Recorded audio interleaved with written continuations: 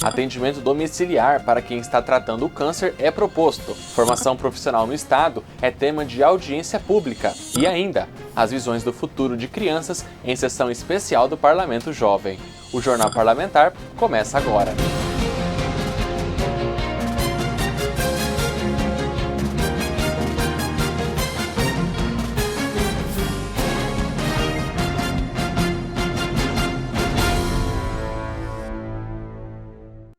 Olá! O projeto apresentado quer oferecer atendimento ambulatorial domiciliar a pessoas em tratamento contra o câncer em Mato Grosso do Sul. A proposta é de autoria do deputado Marçal Filho, do PSDB, e pretende proporcionar aos pacientes oncológicos o mesmo atendimento e acompanhamento que é dado a pessoas portadoras de outras doenças na rede pública de saúde. Na tribuna, o parlamentar destacou que a ideia é possibilitar a gestão do cuidado e o monitoramento contínuo. O Oncodia visa aquelas pessoas que recebem tratamento em casa, desde a descoberta do câncer até o meio do tratamento, que são fases que a pessoa convive, principalmente em relação à sua baixa autoestima. A partir do momento que a pessoa tem a notícia de que está com essa doença, contraiu essa doença, quando ela é diagnosticada, ela já toma aquele choque, aquele impacto que causa um problema psicológico muito grande, que tem que ter um suporte familiar, para que ela conviva bem com isso, porque isso também é importante para o tratamento. O câncer ele vai progredindo numa velocidade muito grande e, às vezes, o tratamento não vem acompanhado desta forma. Então, se nós tivermos um dia, pelo menos na semana, como já acontece nos casos de dia da gestante, dia da pessoa com hipertensão, nós teríamos também esse acompanhamento, esse monitoramento, e isso favoreceria muito a cura dessa doença. Com a implantação do Oncodia, será possível um maior controle social e acesso às informações dos pacientes, como qualidade clínica, controle de agravos e seus fatores de risco, garantindo elementos para traçar estratégias de intervenção no atendimento.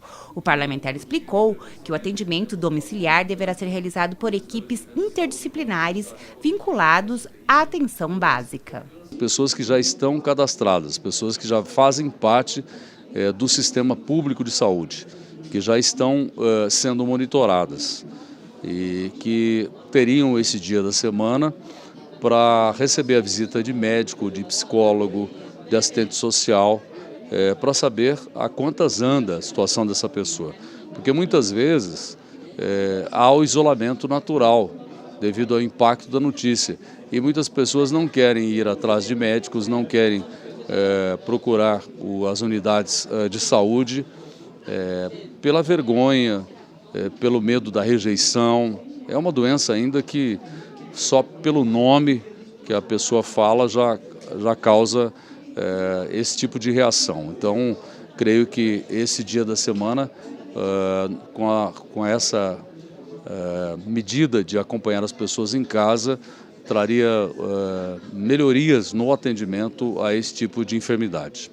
Lei de autoria do deputado Pedro Kemp endurece penas contra atos de racismo em Mato Grosso do Sul. Na tribuna, o parlamentar disse que vai sugerir ao Estado a regulamentação dessa lei já aprovada pela Casa e sancionada pelo governador. Sancionada em setembro, lei proposta pelo deputado Pedro Kemp, do PT, estabeleceu sanções administrativas para pessoas físicas e jurídicas que cometem ato discriminatório por motivo de raça ou cor.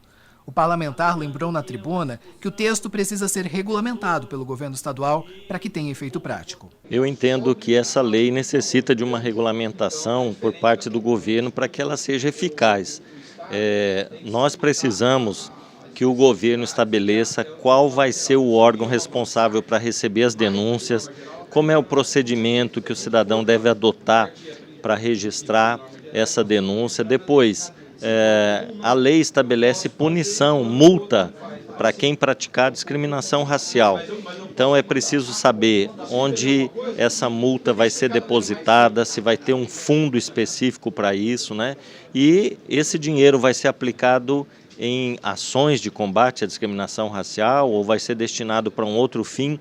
Então, essas questões estão em aberto. É preciso que o governo regulamente para que, de fato, essa lei ela possa atingir os objetivos para qual ela foi aprovada. Kemp ressaltou que um grupo de trabalho composto por diferentes organizações já se debruça em uma proposta de regulamentação a ser entregue ao chefe do Executivo até o Dia da Consciência Negra, celebrado em 20 de novembro. Nós fizemos uma reunião com representantes do movimento negro, são várias entidades do movimento negro, e também com representantes da Subsecretaria pela Igualdade Racial.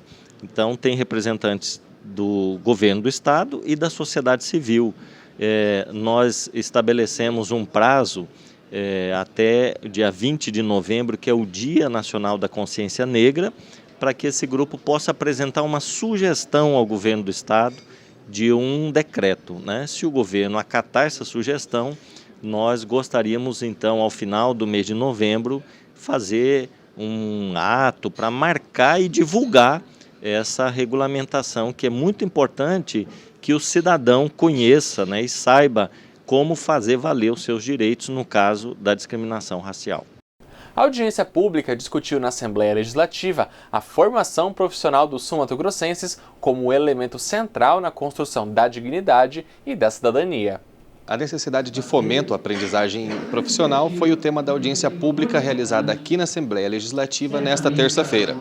Recente levantamento feito pelo CAGED demonstra que das 13 mil vagas destinadas aos jovens aprendizes, um pouco mais de 4.700 são ocupadas atualmente. A reunião foi a proposição do deputado Paulo Correia, que preside o Legislativo Estadual, como resultado de uma visita da ministra do Tribunal Superior do Trabalho, Kátia Magalhães Arruda. E os resultados do encontro não poderiam ser melhores.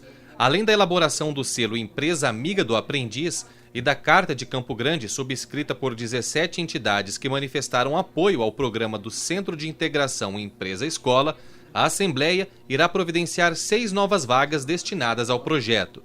Não podemos fazer uma audiência pública dessa magnitude, em que tem o jovem aprendiz como um programa, e a gente começou esse projeto lá atrás, quando foi sugerido pelo Tribunal Regional do Trabalho que a gente trocasse a iluminação do nosso local de hasteamento da bandeira ali na frente, você se lembra? Então, em cima disso, fomos criando vínculos e a Assembleia Legislativa participando do jovem aprendiz. Abrimos hoje 6 vagas, 3 para menina, 3 para menino, para que possam vir para casa. Já dei ordem para que a nossa secretária de Recursos Humanos proceda dentro do nosso convênio com o Centro de Integração Empresa-Escola, que é uma das ramificações toda dessa grande teia, que é a teia que atende ao jovem aprendiz. A Assembleia não poderia ficar de fora. Então, proativamente, já estamos participando, trazendo 6 vagas, não por causa de cota, mas por causa de consciência social, de um trabalho social que a gente vai fazer na formação desses 6 jovens aprendizes, se Deus quiser, que passam por aqui, aprendem como é que é o nosso trabalho e, de repente, podem continuar servidores da casa ou podem optar por estar em alguma empresa já contando no currículo essa experiência anterior aqui na casa. A procuradora-chefe do Ministério Público do Trabalho em Mato Grosso do Sul, Cândice Gabriela Arósio, compôs a mesa de debates e iniciou sua fala explicando os objetivos da Lei 10.097 de 2000, que regula o aprendizado profissional, bem como seus mecanismos trazem benefícios aos jovens. Para ela, discussões como essa também fazem parte da missão do Ministério Público. O MP ele tem um papel importantíssimo, que é de articulador social, que é isso que nós estamos fazendo hoje aqui na Assembleia, que é congregando a Casa de Leis, o Poder Judiciário, a Fiscalização do Trabalho e a sociedade como um todo, os aprendizes, para discutir a respeito dessa brecha na lei, digamos assim, para ingresso no mercado de trabalho e levar o conhecimento da população, as suas vantagens e o seu viés transformador, que a gente acredita que a aprendizagem tem. O Tribunal Regional do Trabalho no Estado também tem participado dessa discussão ao longo de 2019. O juiz Márcio Alexandre coordena um programa de combate ao trabalho infantil. Ele indicou algumas ações que o poder público podem promover a fim de preencher essas vagas remanescentes. Que nós temos percebido que ainda falta um pouco mais de esclarecimento a respeito da aprendizagem. É por isso que a audiência hoje aqui na Assembleia Legislativa é de suma importância. Depois, nós precisamos conscientizar os empresários que a aprendizagem é uma forma de experimentar os futuros empregados. É, por assim dizer, um grande contrato de experiência onde, por 2 anos, as empresas podem receber esses jovens e adolescentes, ensinar a eles o que é necessário dentro da empresa e depois de terminar esse contrato, que é um contrato de 2 anos, eles poderem se efetivar no estabelecimento. O jovem aprendiz Gabriel Santos iniciou sua experiência profissional aos 15 anos. Ele contou como sua participação o ajudou a definir sua profissão. Transformou minha vida de forma totalmente, porque imagine você, um jovem de 15 anos, entrando no mercado de trabalho, sem total experiência, ser acolhido por profissionais, capacitadores, gestores, que foram te dar um sentido em si da vida. Foi através do programa Jovem Aprendiz que eu descobri a minha profissão, que eu gostaria de fazer, até onde eu queria chegar como um profissional. E na minha formação cidadã, eu creio que muda radicalmente. A gente consegue adquirir dentro desse programa a questão de ética, a questão moral, princípios dentro do programa, que nós vamos sendo avaliados corretamente e vamos crescendo. Virou lei. Medida aprovada pela Assembleia obriga hospitais a fixarem aviso sobre procedimentos estéticos cobertos pelo SUS após a remoção da mama. O Instituto Nacional de Câncer estima que a cada ano são diagnosticados 59 mil novos casos de câncer de mama no Brasil. Por isso, a Lei Federal 12.802 garante a gratuidade na reconstituição da mama que foi retirada.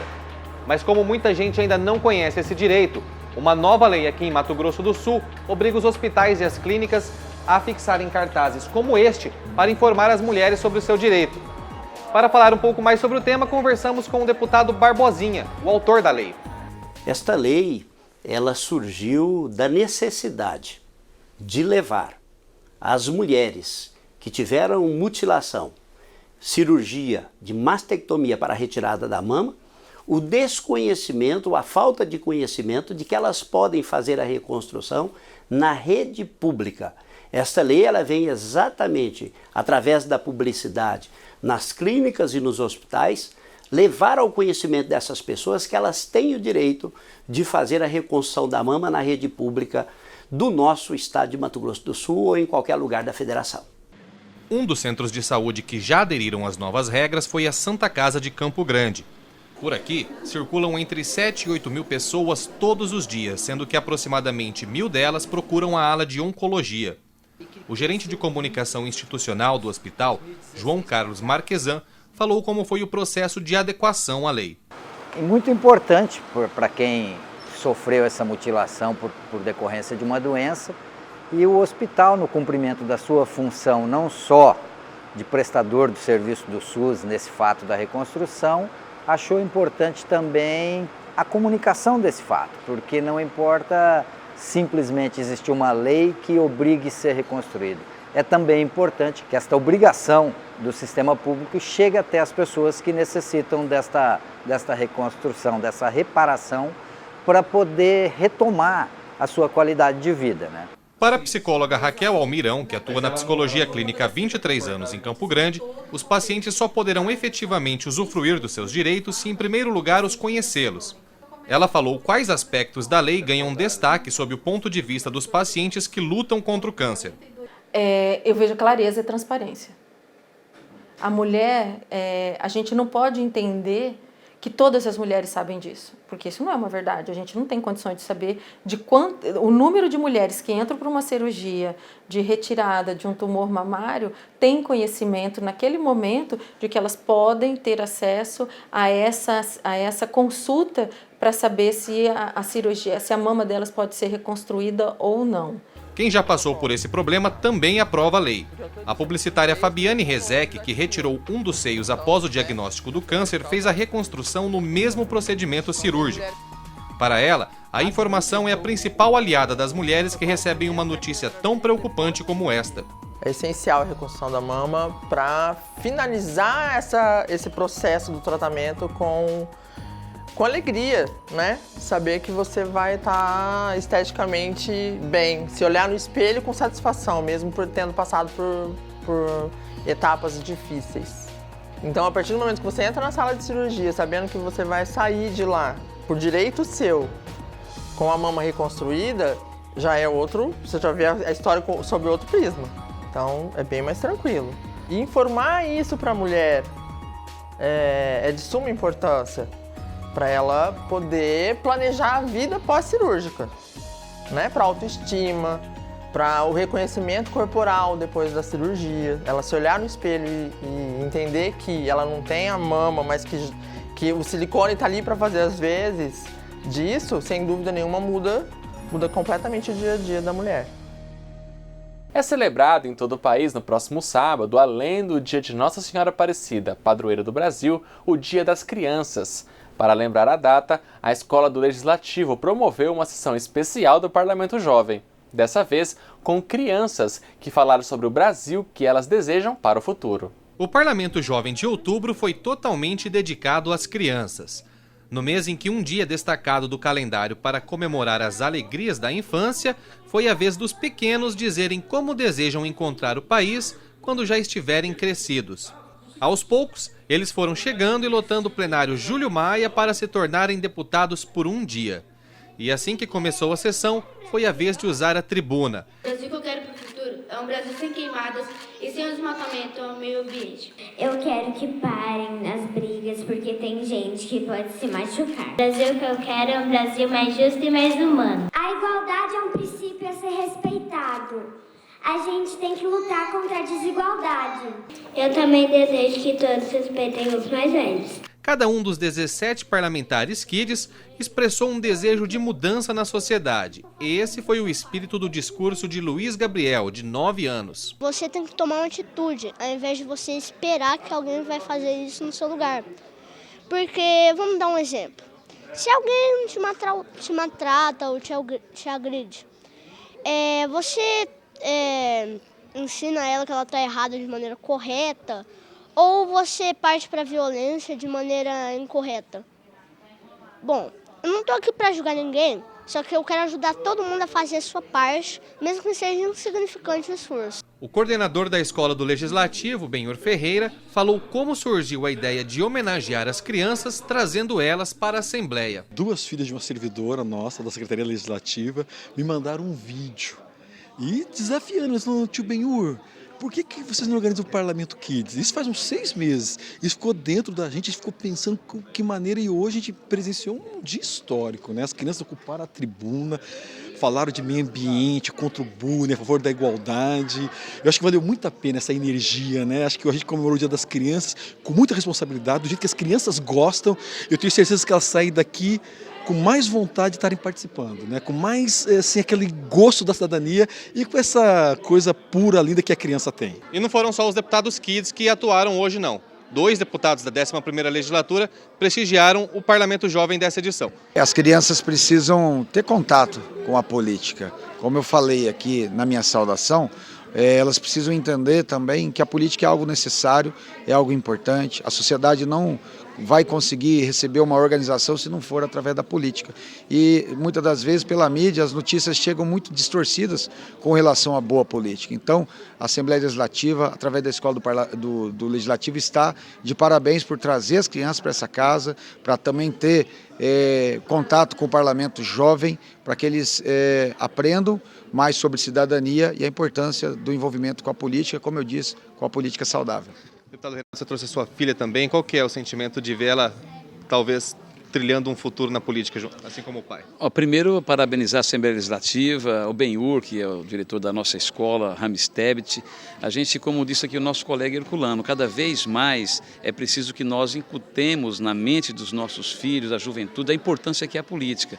A política é a arte ou uma ciência de bem administrar aquilo que é de todo mundo, que lamentavelmente no Brasil se confunde a política com a politicária. Portanto, quando você começa a mostrar para a criança cada vez mais cedo de que a política ela é o único instrumento que nós temos para mudar a vida das pessoas, de cuidar do meio ambiente, de permitir com que haja saúde, segurança pública, com que as famílias realmente tenham seus direitos garantidos, isso é importante porque quando ela crescer, ela vai ter uma visão diferente e os futuros deputados, os futuros vereadores, os futuros governadores e até o presidente da República, são eles que daqui a 20 anos vão estar no comando. Portanto, esse é um projeto brilhante. O bom seria que em todas as assembleias legislativas do nosso país tivesse estivéssemos começando pelo Parlamento Kids e o jovem, para que a gente possa efetivamente construir aí uma sociedade mais justa, mais fraterna, acima de tudo, mais tolerante e mais humana. Portanto, eu estou muito feliz de estar aqui junto com o Herculano, com o Benhur, com todos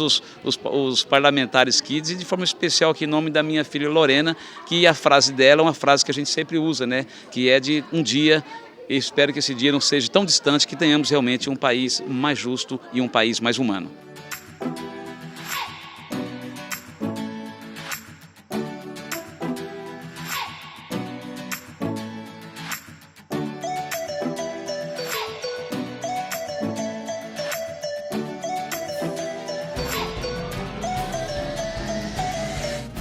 Fica por aqui esta edição do Jornal Parlamentar. Essas e outras reportagens podem ser conferidas no YouTube da Assembleia Legislativa de Mato Grosso do Sul, com acesso disponível por meio do QR Code que aparece agora em sua tela. Siga acompanhando aqui no canal 9 da NET a nossa programação e também as nossas mídias sociais. Até mais!